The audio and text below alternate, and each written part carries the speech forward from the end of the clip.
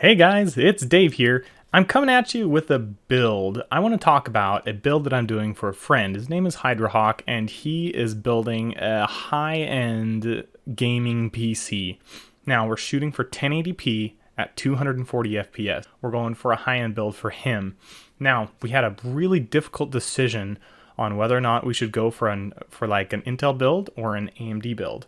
I'm quite partial to AMD because of just the bang for the buck that you get. You know, the 3900X is an amazing CPU. It gets you really close to where you want to be when it comes to FPS, but we are shooting for 240 FPS, and we want the fastest 1080p speeds as we could possibly get.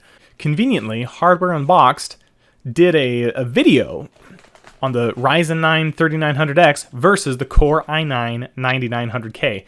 Now, this was important for us because we were comparing the two, like that exact thing. What should we get? Should we get the 3900X or the 9900K? Now, we made this decision before this video came out, but this video just kind of confirms what we already came up with.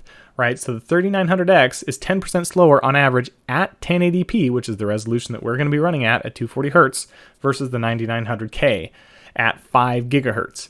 Now, the games that we're playing, StarCraft 2, Kingdom Come Deliverance, and, Warhammer, all those are better on the 9900K right now. It's possible in the future that through driver updates and, potential security issues on the 9900K side, that things will even out. But even then, in 3 years, I'm willing to bet that a lot of games, especially games that are stuck on single-threaded performance like StarCraft, the i9 9900K is going to beat it out just because it can overclock to 5 gigahertz to 5.1 gigahertz to 5.2 gigahertz, and the 3900X is just not ever going to get there.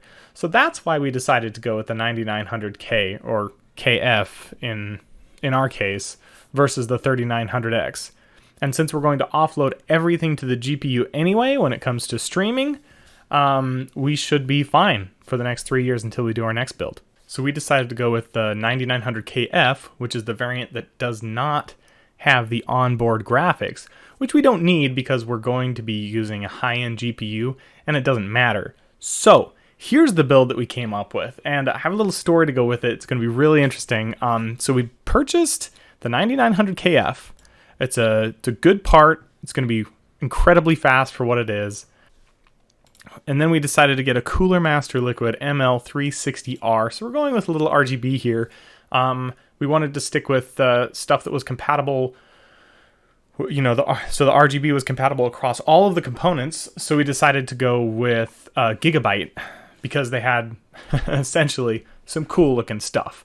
And then after that, we decided to go with the Gigabyte Z390 Aorus Elite motherboard. Nice motherboard. We grabbed some really fast RAM. 3600 seems to be kind of the sweet spot when you're doing a higher end build. You kind of run out of, you get a little bit of FPS for everything you can eke out, but once you hit 3600, after that it starts to get kind of expensive. And we wanted it to look nice, so there's a little RGB there too. Just got a little 750 watt. I think we got the G3, not the G2. The Supernova power supply is a 10-year warranty. Should be a decent power supply. I've got one. I've got a Supernova 1000 watt in my system, and it's been flawless for as long as I've had it. And then for the M.2 slot, we decided to go with the HP SSD EX920 M.2 1 terabyte SSD. It's not PCI 4.0 or anything, but this is about as good as you're going to get for the 1 terabyte range at $100. And for the graphics card, we got the 2080 Ti, the Gigabyte Aorus, and we're going to stand it up so it's facing this direction instead of this direction in the case, and it's going to look pretty sweet. So we purchased the graphics card. It was supposed to get here on Thursday from Amazon, right? This is the exact graphics card that we purchased, right? Ships and sold by Amazon.com.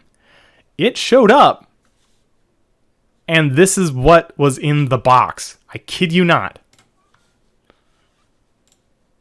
We got a box filled with 2 chocolate Ensures, a bunch of random paper, and a rock.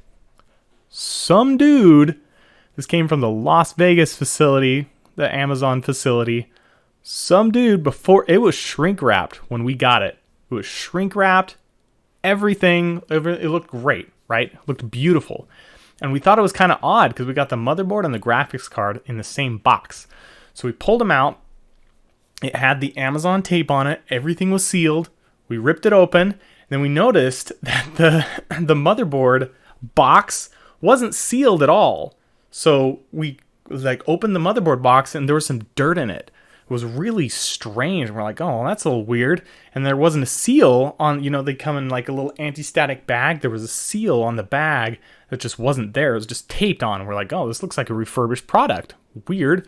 Well, we decided, we really want to do this build. If it works, it works. It says it's new, so we'll have a warranty. If anything fails, it'll be fine. And then we go to open up the graphics card. It is literally shrink wrapped. And we rip open the shrink wrap, open it up, to find this.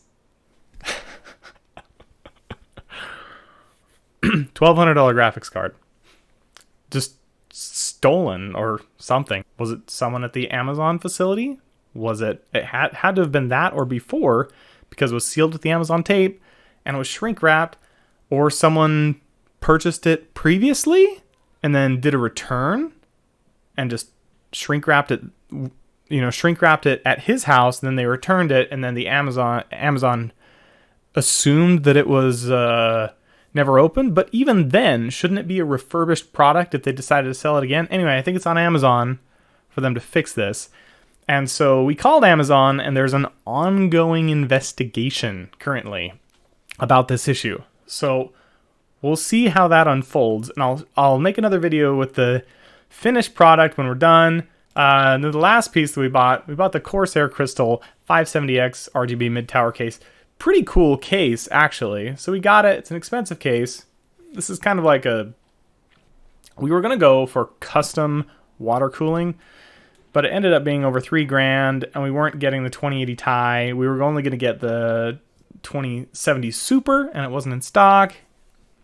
Anyway, we just ended up going with the 2080 Ti and backing down. The build is actually much cheaper now. I think we ended up spending $2,200 on the build, and most of that's the graphics card. The rest is just kind of, it is what it is, and we're doing a really awesome build. It's going to be great. Anyway, I'm excited to finish building it. I'll keep you posted on what happens with the Amazon thing, but man, it was nuts. It was insane to buy a $1,250 graphics card and open it and find a rock and a couple insures. Whew. All right. We'll see how this goes. Thanks for watching. Links in the description below with our build. And yeah, let me know what you think, and we'll see you later. Thanks.